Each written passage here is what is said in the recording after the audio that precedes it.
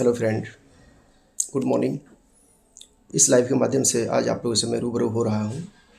आजकल मैं social media का प्रयोग बहुत कम कर रहा हूँ समय के अभाव में, लेकिन देखा हूँ सोशल मीडिया पर कि एक वीडियो बहुत फास्ट सर्कुलेट हो रहा है, जिसमें हमारे माननीय मुख्यमंत्री श्री नीतीश कुमार जी एक महिला डॉक्टर के नकाब को जो है खींच रहे हैं। और इस पे जो है बहुत से ओपिनियन आ रहे हैं कि क्या सही और क्या गलत है। बहुत से लोग इसको जस्टिफाई करने के प्रयास कर रहे हैं अपने अपने तरीक़ा से, लेकिन हमें समझना चाहिए कि किसी भी चीज़ को जस्टिफाई करने के लिए उसका मापदंड क्या है। हम जिस देश में रहते हैं उसका एक अपना कानून है, और हर चीज़ को जस्टिफाई करना हो तो उस मानक में आपको रखना पड़ेगा कि आपका एक्ट जो है उस मानक के अंदर में फिट बैठता है कि नहीं बैठता है। तो मैं आप लोगों से जो मेरा विचार उस पर है एज पर लॉ, मैं आप लोगों से शेयर करना चाहूँगा अभी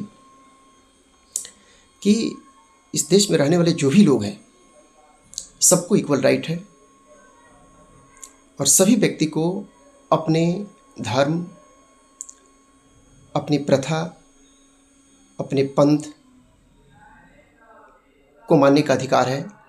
जैसे उसको पूर्वजों ने माना है, जो देश में चलते आ रहा है उसको मानना है, और ये उसका राइट है। उसका जो है धार्मिक स्वतंत्रता का अधिकार है कि वो अपने धर्म को माने। और हमारे भारतीय संविधान जो है, कॉन्स्टिट्यूशन ऑफ इंडिया का जो आर्टिकल 25 कहता है, वो हमें अपने धर्म को अपने तरीक़े से मानने का अधिकार देता है। आर्टिकल 25 कहता है freedom of conscience and free profession, practice and propagation of religion, ये उसका टाइटल है। और इसका क्लॉज 1 है, वो कहता है कि subject to public order, morality and health and to the other provisions of this part, all persons are equally entitled to freedom of conscience and the right freely to profess, practice and propagate the religion।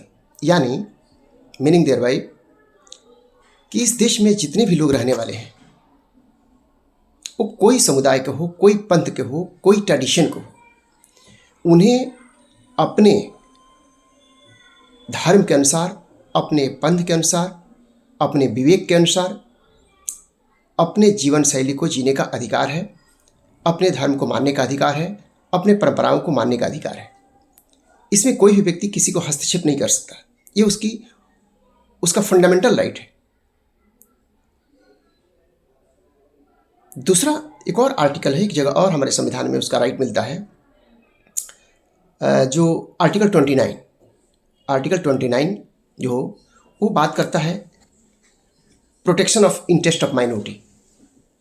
जो minority है इस देश में, उसके interest को guard करने की बात करता है। और वो कहता है कि any sections of the citizens residing in the territory of India और any other part thereof having a distinct language, script और culture of its own shall have the right to conserve the same. यानी meaning thereby कि इस देश में जितने भी minority रहते हैं, वो चाहे किसी प्रांत में कहीं भी रहे, पूरे देश में, throughout the length and breadth of the country, कहीं भी रहे, और किसी भी सेक्ट से बिलोंग करते हो और माइनॉरिटी, उनको जो है अपने प्रथा को, अपने लैंग्वेज को, अपनी स्क्रिप्ट को, जो उनकी किताबें हैं, अपनी स्क्रिप्ट है, उनका अपना लैंग्वेज है, जो उनकी परंपराएं हैं, उसको मानने के लिए वो स्वतंत्र है और कोई उनको बाध्य नहीं कर सकता है।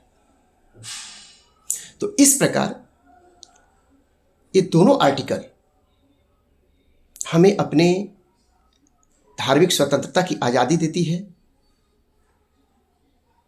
हमारे बिलीफ को गार्ड करती है कि हम हमारा जो प्रथा है, हमारी अपनी जो बिलीफ है, हमारा अपना जो कॉन्सेंस है, उसके अनुसार हम अपने जीवन को जिए। और इसमें कोई भी व्यक्ति किसी भी व्यक्ति को मजबूर नहीं कर सकता है कि आप उसकी लाइक और डिसलाइक के अनुसार जिए। इसलिए इसमें हमारे आदरणीय मुख्यमंत्री जी का जो एक्ट है वो एंटी कॉन्स्टिट्यूशन है, वो कॉन्स्टिट्यूशन के दायरे में नहीं है, वो लॉफुल नहीं है, उन्होंने गलत किया है। हाँ, ये एक दूसरी बात है कि उनका इंटेंशन, क्योंकि किसी भी ऑफेंस को होने के लिए, कोई भी क्राइम हो, कोई भी ऑफेंस हो, उसको होने के लिए कुछ इंग्रेडिएंट को होना जरूरी होता है, और वो है मेन है इंग्रेडिएंट, वो इंटेंशन है कि उनका इंटेंशन क्या था। क्या उनका इंटेंशन वाकई में उसको डिग्रेड करने का था, बेइज्जत करने का था, ये बात आती है। मुझे नहीं लगता है कि उनका कोई इस प्रकार का इंटेंशन रहा होगा। ठीक है, उनकी बुजुर्गियत है, उनका एक एज हो चुका है, ये ओबियस एंड अंडरस्टूड है कि उनका एज भी हो चुका है, और मुझे लगता है कि अब वो राजनीति के लिए फिट नहीं है। तो उन्होंने जो एक्ट किया है वो इनएडवर्टेंटली हो गया, लेकिन अनलॉफुल है। जो भी हुआ वो अनलॉफुल है, और जाहिर सी बात है कि जो चीज़ अनलॉफुल है वो अनसोशल भी है, अनएथिकल भी है। तो उनको, मेरा जो मानना है कि माननीय मुख्यमंत्री जी को उस बच्ची से सार्वजनिक तौर पे माफ़ी मांग लेनी चाहिए अपने एक्ट के प्रति जो भी उन्होंने किया, और इसमें किसी प्रकार की कोई बुराई नहीं है, और ये मामला यहीं पे पैचअप हो जाएगा। ये अननेसेसरली मामला जो है तूल पकड़ते जा रहा है। अब रहा कि इसको बहुत से लोग जो है जस्टिफाई करने की कोशिश कर रहे हैं। मैंने संजय निषाद जी का भी देखा हूँ, उनका भी क्लिप मैं देखा हूँ, कोई उनके बारे में बात कर रहा था, मैं उनका क्लिप भी देखा, जो कि अनकंसिडरेबल है, अनलॉफुल है। इस प्रकार की बात, मैं तो आश्चर्य हूँ कि एक मंत्री होकर इस प्रकार की भाषा का प्रयोग कर रहे हो, कि और कहीं और टच कर देता तो क्या होता। सबसे बड़ा अपराधी तो वो है, क्योंकि मिस्टर जो माननीय नीतीश कुमार जी हैं, उनका इंटेंशन इसमें नहीं लग रहा है कि उन्होंने, ठीक है उनसे गलत हो गया, एक्ट हो गया, लेकिन उनका इंटेंशन गलत नहीं था। लेकिन ये व्यक्ति तो जो बयान दे रहा है पूरी परिपक्वता के साथ, पूरी सोच समझकर, पूरी होशो हवास में, सबसे बड़ा अपराधी तो ये व्यक्ति है।